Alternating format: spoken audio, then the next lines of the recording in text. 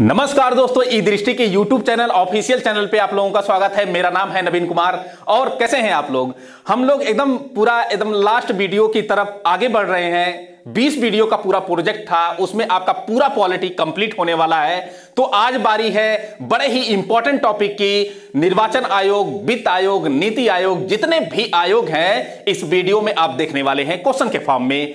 तो पिछले 20 वर्षों में जो भी कुछ क्वेश्चंस पूछे गए हैं उस क्वेश्चन को लेकर हम डिस्कस कर रहे हैं, चाहे वो आईएएस में पूछा गया हो, पीसीएस में पूछा गया हो, आरओ या बीपीएससी में पूछा गया हो। तो आते हैं आज उसी को डिस्कस करते हैं आयोग को लेकर। पहला आयोग आपको पीपीटी पे दिख रहा होगा, वित्त आयोग। तो वित्त आयोग एक प्रकार की संवैधानिक संस्था है। अनुच्छेद 280 का प्रयोग करके राष्ट्रपति के द्वारा हर 5वें वर्ष वित्त आयोग का गठन किया जाता है। अगर मैं यह कहूं कि पहला वित्त आयोग कब गठित किया गया था, तो 1951 में पहला वित्त आयोग गठित किया गया था।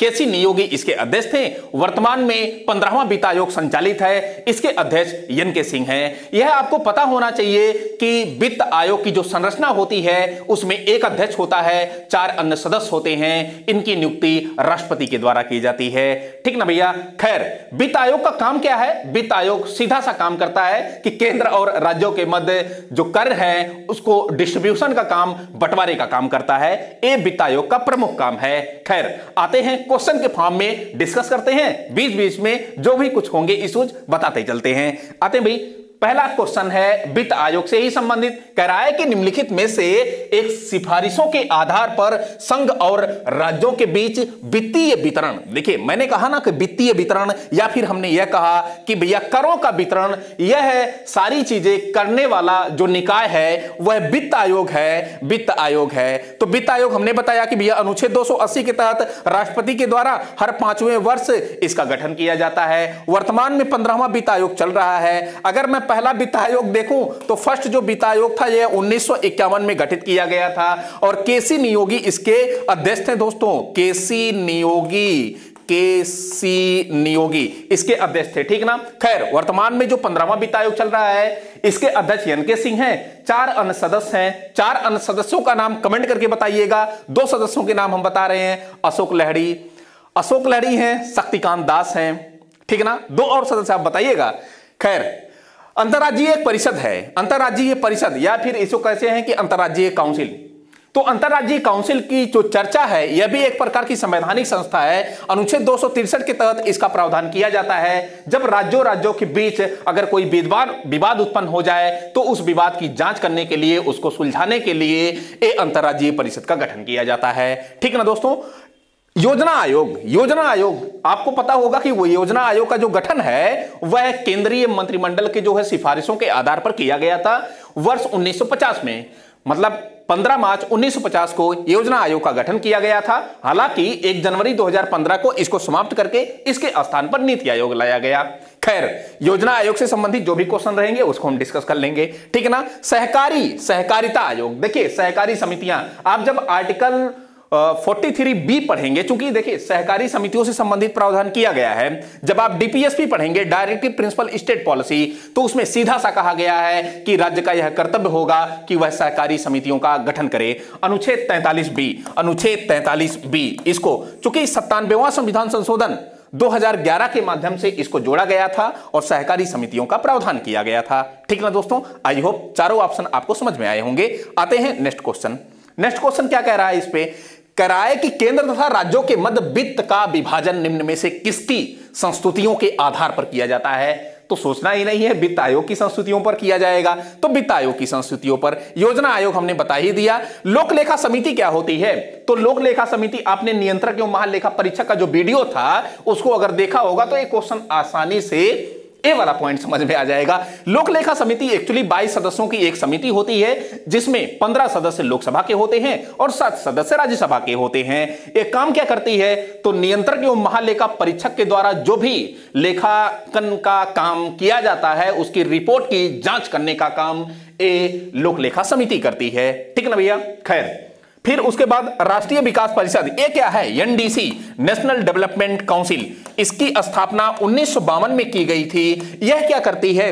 योजना आयोग जब स्थापित हुआ उसके बाद यह जो है एनडीसी की स्थापना हुई, नेशनल डेवलपमेंट काउंसिल या फिर कहें कि राष्ट्रीय विकास परिषद। योजना आयोग जिन जो है योजनाओं को बनाता था, अंतिम संस्तुति देने का काम वह एनडीसी करती थी, राष्ट्रीय विकास परिषद करती थी। फिर योजना आयोग क्या करता था कि जनता के समक्ष उस योजनाओं को प्रस्तुत करने का काम करता था, प्रकाशित करने का काम करता था। खैर, एक मजे की बात आपको बताऊं, जब 1 जनवरी 2015 को योजना आयोग को समाप्त कर दिया गया, उसके स्थान पर नीति आयोग को लाया गया, तो कहीं न कहीं उसके आधार, योजना आयोग के ही आधार पर एनडीसी संचालित होती थी।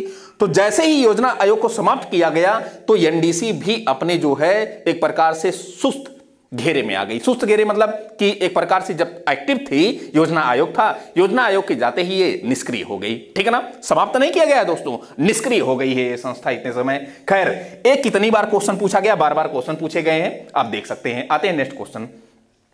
नेक्स्ट क्वेश्चन क्या कह रहा है कि वित्त आयोग का गठन किया जाता है। वित्त आयोग का गठन, हमने बताया कि भैया वित्त आयोग का जो गठन किया जाता है वो केंद्र स्तर पर राष्ट्रपति के द्वारा हर 5वें वर्ष गठन किया जाता है। हर 5वें वर्ष मतलब 5 वर्ष के लिए गठन किया जाता है। और ये जो वित्त आयोग है किसके तहत गठन किया जाता है? अनुच्छेद 280 के तहत गठन किया जाता है। अगर वहीं राज्यों में देखें तो राज्यों का जो राज्यपाल होता है यह वित्त आयोग का गठन करता है राज्यों के लिए। ठीक है ना, अनुच्छेद 243 आई के तहत और अनुच्छेद 243 वाई के तहत ये राज्यों में राज्यपाल राज्य वित्त आयोग का गठन करता है। ठीक है ना भैया, तो इतना कुछ आपने इसमें जाना, तो आपका ऑप्शन आसानी से आप कर लेंगे जो है 5 वर्ष की अवधि के लिए। एक क्वेश्चन कब पूछा गया?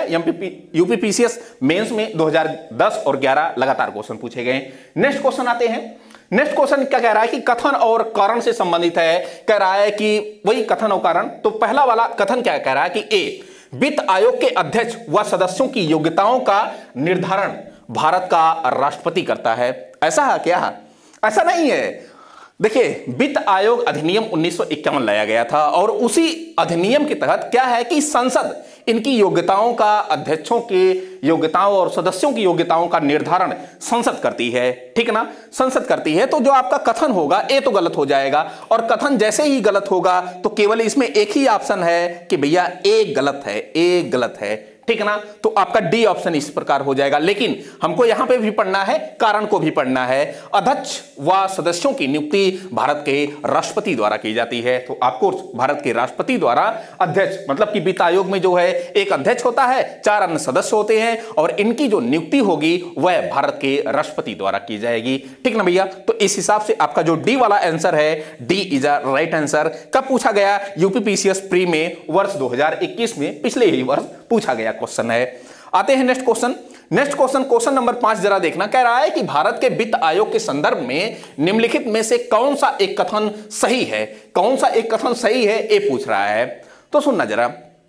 कह रहा है कि वह अवसंरचनात्मक विकास हेतु विदेशी पूंजी अंतर प्रवाह को प्रोत्साहित करता। नहीं, ऐसा कुछ नहीं है। इसका जो प्रमुख काम होता है मैं आपको बताते चलूं कि पहला कि भैया केंद्र और राज्यों के मध्य जो कर होते हैं उसका जो है एक प्रकार से वितरण करने का काम करता है। दूसरा इसका क्या प्रमुख काम है? जो भारत की संचित निधि होती है, भारत की संचित निधि से राज्यों को दिया जाने वाला क्या कुछ राजस्व हो सकता है उसके बारे में संवर्धन एवं जो है एक प्रकार से सूचना देने का काम कर सकता है। राज्य वित्त आयोग वहीं पे कुछ काम करता है, जैसे राज्य की जो संचित निधि होती है वहां पर जो है स्थानीय निकायों को कुछ धन बंटवारे के लिए कुछ सूचना देने का काम करता है। ये अपना राज्य वित्त आयोग का काम है। लेकिन यहां पर अवसंरचना ऐसा नहीं है कि अवसंरचना की जो है विदेशी पूंजी अंतर्प्रवाह को प्रोत्साहित करने के लिए कुछ काम करता है, ऐसा कुछ नहीं है। सार्वजनिक क्षेत्र के प्रतिष्ठानों हेतु समुचित वित्त वितरण, ऐसा कुछ नहीं है। ठीक ना, वह वित्तीय प्रशासन में पारदर्शिता, ये सब कुछ नहीं। तो आपका जो ऑप्शन होगा डी ऑप्शन होगा। उपर्युक्त में से ए बी सी कथनों में से कोई नहीं सही है। एक क्वेश्चन आईएएस 2011 में क्वेश्चन पूछा गया है। ठीक ना भैया, आते हैं नेक्स्ट क्वेश्चन।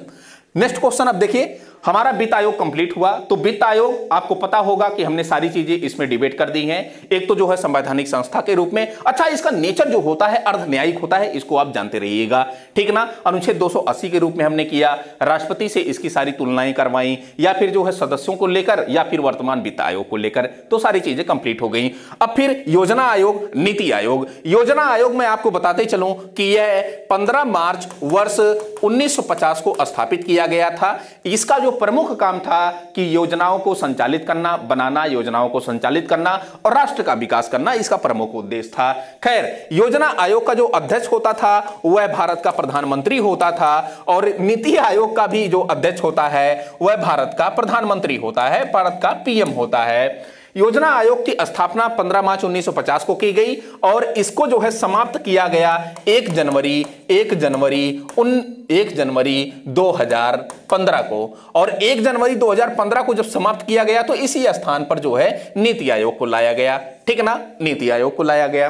खैर, योजना आयोग के अगर मैं कहूं कि पहले अध्यक्ष कौन थे तो जायज है कि जवाहरलाल नेहरू होंगे, जो कि पीएम होते हैं। और पहले उपाध्यक्ष कौन थे तो गुलजारी लाल नंदा थे, गुलजारी लाल नंदा थे, इसको आपको जानना चाहिए, ठीक ना भैया। अंतिम जो है कौन अध्यक्ष थे योजना आयोग के, ये भी पूछ सकता है। तो मोदी जी आ चुके थे चूंकि 2014 में ही, तो मोदी जी, प्रधानमंत्री मोदी, ठीक है ना, पीएम मोदी इसके जो है अंतिम अध्यक्ष थे योजना आयोग के। अंतिम उपाध्यक्ष कौन था? मोटेक सिंह अहलूवालिया, ये अंतिम उपाध्यक्ष थे, ठीक ना दोस्तों। खैर, नीति आयोग इतने समय अगर हम कहें कि नीति आयोग के अध्यक्ष कौन है तो ये आप जान सकते हैं कि नीति आयोग के अध्यक्ष प्रधानमंत्री मोदी जी ही हैं। और नीति आयोग के इतने समय सीईओ कौन है? परमेश्वरन अय्यर हैं। उपाध्यक्ष कौन है? सुमन बेरी हैं। तो ऐसे कुछ करके अभी क्वेश्चन आएगा तो हम दिखा देंगे, ठीक है ना। खैर, आते हैं क्वेश्चन पे। कह रहा है कि योजना आयोग का अंत किस प्रधानमंत्री ने किया? अंत किस प्रधानमंत्री ने किया? तो प्रधानमंत्री नरेंद्र मोदी ने इसका अंत किया था, ठीक है ना। खैर, एक क्वेश्चन देखिए, वर्ष 2015 में जैसे ही ये क्वेश्चन एक क्रिएट हुआ नीति आयोग, वैसे ही क्वेश्चन पूछ लिया था, ठीक है। आते हैं नेक्स्ट क्वेश्चन। योजना आयोग को प्रतिस्थापित करते हुए निम्नलिखित में से किस दिन नीति आयोग अस्तित्व में आया? किस दिन आया? तो 1 जनवरी 2015 को आया, अभी अभी हमने बताया, ठीक ना भैया। खैर, नेक्स्ट क्वेश्चन क्या कह रहा है कि नीति आयोग के प्रथम उपाध्यक्ष कौन थे?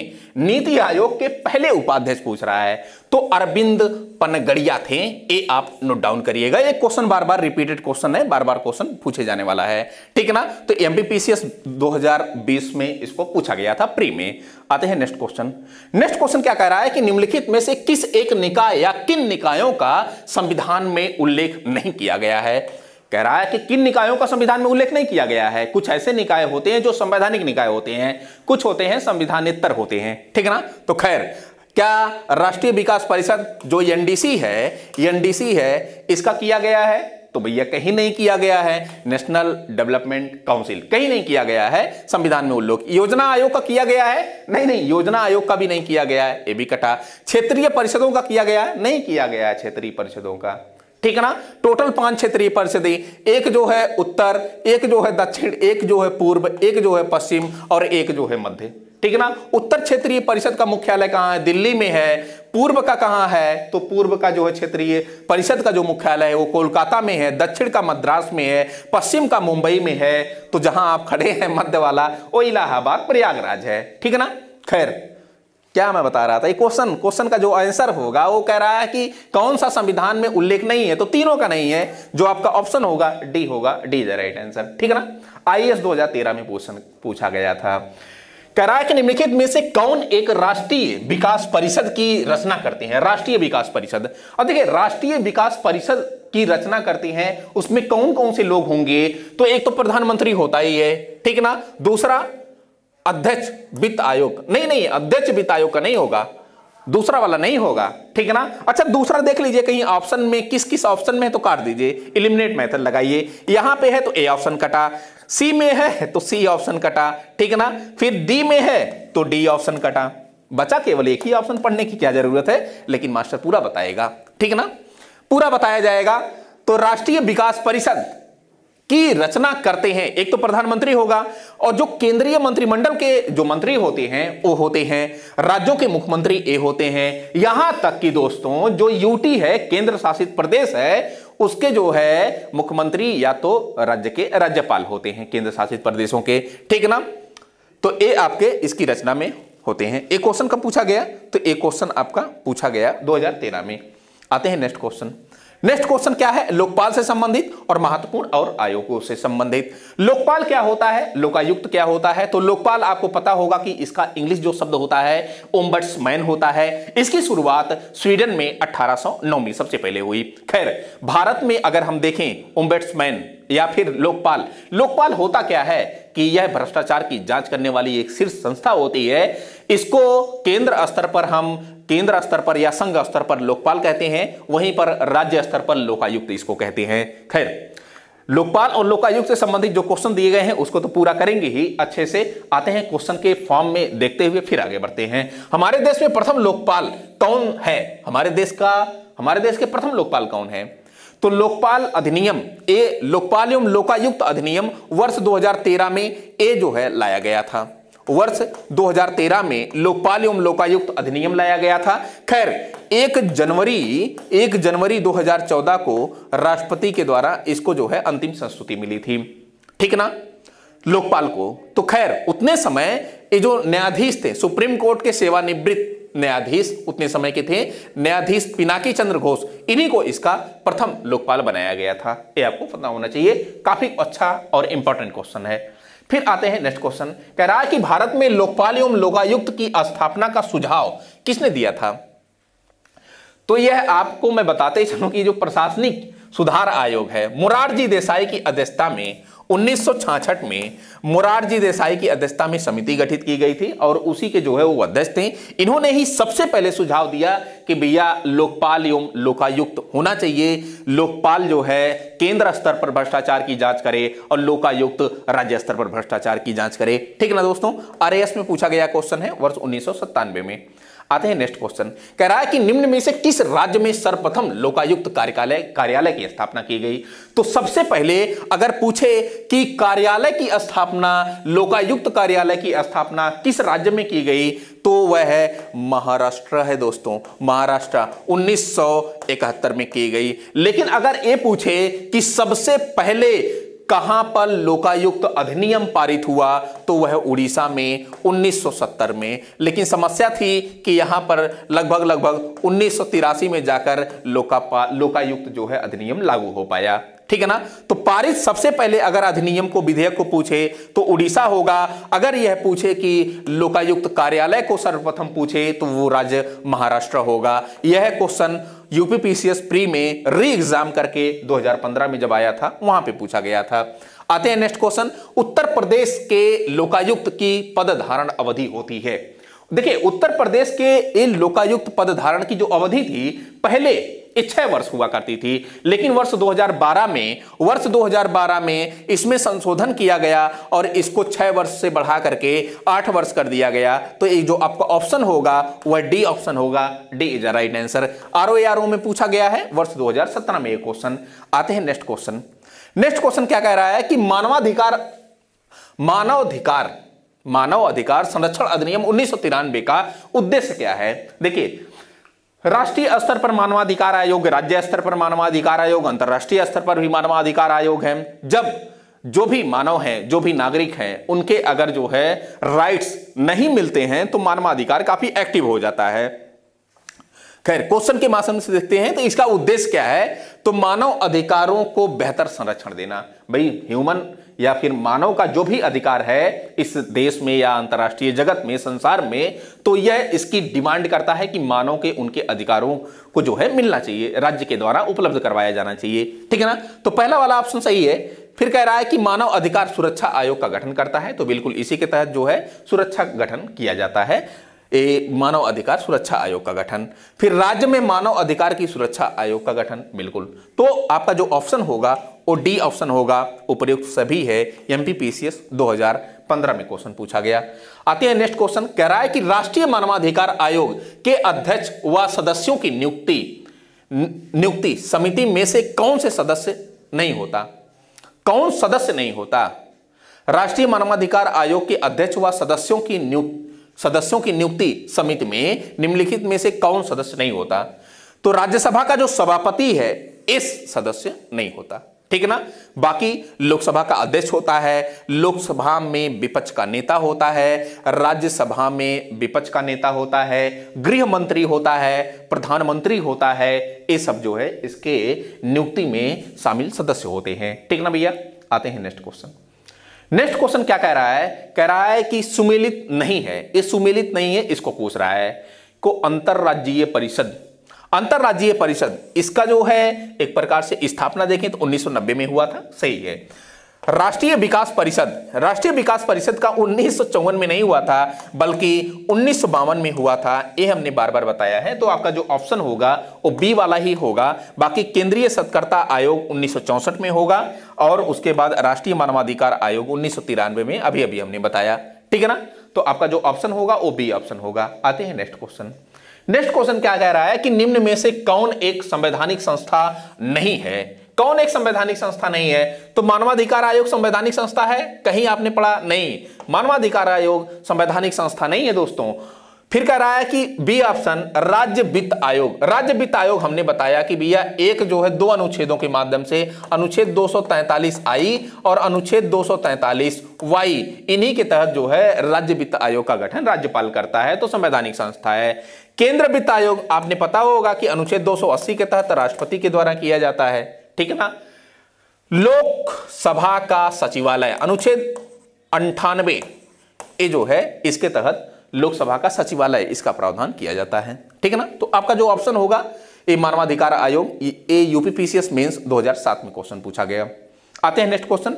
केंद्रीय सत्कर्ता आयोग की स्थापना किसकी अनुशंसा पर की गई थी। देखिए संथानम समिति थी और संथानम समिति के ही सिफारिशों के आधार पर एक केंद्रीय सीवीसी केंद्रीय सत्कर्ता आयोग की स्थापना की गई थी।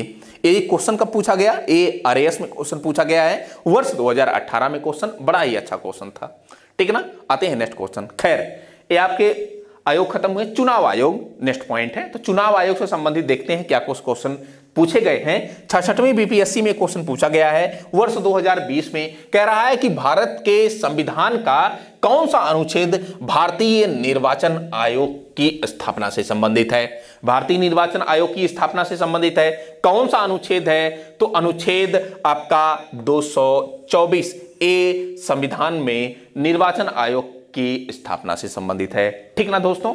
खैर आते हैं नेक्स्ट क्वेश्चन। संविधान भारत के मुख्य चुनाव आयुक्त को नियुक्त किया जाता है, किसके द्वारा नियुक्त किया जाएगा, तो जायज है कि प्रधान राष्ट्रपति के द्वारा इसको नियुक्त किया जाता है, ठीक है ना। राष्ट्रपति के द्वारा इनकी नियुक्ति की जाती है दोस्तों। कब पूछा गया, ये उत्तराखंड और उत्तराखंड दोनों, एक यूडीए में पूछा गया और एक पीसीएस में पूछा गया।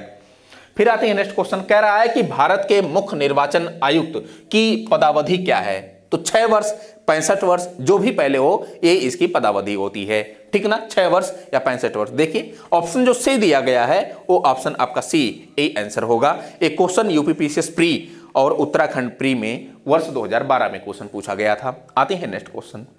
नेक्स्ट क्वेश्चन क्या कह रहा है कि निर्वाचन आयुक्त हटाया जा सकता है, कैसे हटाया जा सकता है। निर्वाचन आयुक्त हटाया जा सकता है, यह राष्ट्रपति के द्वारा हटाए जाते हैं। हाँ, निर्वाचन जो मुख्य निर्वाचन आयुक्त होता है या निर्वाचन आयोग के परामर्श पर राष्ट्रपति के द्वारा हटा दिए जाते हैं। देखते हैं, मुख्य निर्वाचन आयुक्त द्वारा, प्रधानमंत्री द्वारा, मुख्य निर्वाचन आयुक्त के परामर्श पर राष्ट्रपति द्वारा। ये जो आपका ऑप्शन है सी ऑप्शन, यही आपका राइट होगा, ठीक है ना भैया। तो ये यूपीपीसीएस प्री में वर्ष 2014 में क्वेश्चन पूछा गया था। आते हैं नेक्स्ट क्वेश्चन। नेक्स्ट क्वेश्चन क्या कह रहा है, क्वेश्चन नंबर 24 जरा देखना। कह रहा है कि सांसदों की अयोग्यता संबंधी विवाद पर कौन निर्णय लेता है। सांसदों की अयोग्यता संबंधी विवाद, तो आपका एक अनुच्छेद है, अनुच्छेद 103। यह सीधा सा कहता है कि सांसदों की अयोग्यता से संबंधित अगर कोई डिसीजन लेना है तो वह राष्ट्रपति लेता है। हाँ, कब लेगा, निर्वाचन आयोग के जो है परामर्श पर लेता है, ठीक ना। तो राष्ट्रपति लेता है, संबंधित संसद, निर्वाचन आयोग के परामर्श पर राष्ट्रपति, ये ज्यादा अप्रोप्रिएट है। तो आपका जो आंसर होगा वो डी होगा, ठीक है ना। कब क्वेश्चन पूछा गया, यूपीपीसीएस मेंस में वर्ष 2009 में क्वेश्चन पूछा गया। आते हैं नेक्स्ट क्वेश्चन। क्वेश्चन नंबर 25 कह रहा है कि नवयुवकों द्वारा 18 वर्ष की आयु पर मताधिकार की पहली बार प्रयोग किया गया, पहली बार प्रयोग। अब यहां पर एक्चुअली आपको यह जानना पड़ेगा अनुच्छेद नहीं, 61वां संविधान संशोधन जानना पड़ेगा। 61वां संविधान संशोधन 1988, ये आपको जानना पड़ेगा। यहां पर क्या हुआ कि पहले जो मतदाता की आयु होती थी, मतदान करने की आयु होती थी, वह 21 वर्ष थी, लेकिन इसी संविधान संशोधन 61वें संविधान संशोधन 1988 के तहत इसको 21 वर्ष से घटा करके 18 वर्ष कर दिया जाता है। लेकिन 1988 में ये तो पारित हुआ, ये प्रावधान किया गया, ये 1989 के आम चुनाव में लागू हुआ, 1989 के चुनाव में लागू हुआ, ठीक ना। तो 1989 के ये वाला आम चुनाव में, ठीक है दोस्तों। आते हैं नेक्स्ट क्वेश्चन। नेक्स्ट क्वेश्चन क्या कह रहा है कि भारतीय संविधान का कौन सा अनुच्छेद लोकसभा एवं विधानसभा के प्रतिनिधियों को निर्वाचित करने अर्थात वयस्क मताधिकार का अधिकार प्रदान करता है? अनुच्छेद 326 है। 326 सीधा सा कहता है कि भैया लोकसभा और विधानसभा दोनों का जो निर्वाचन होगा यह है वयस्क मताधिकार पर आधारित होगा, वयस्क मताधिकार पर, ठीक ना। तो अनुच्छेद 326। आते हैं नेक्स्ट क्वेश्चन। आज के लिए फिलहाल इतना ही। Thank you so much for watching this video. कल हम मिलते हैं किसी अनदर टॉपिक के साथ, स्थानीय प्रशासन के साथ। आज के लिए फिलहाल इतना ही। Thank you so much. Thank you भैया।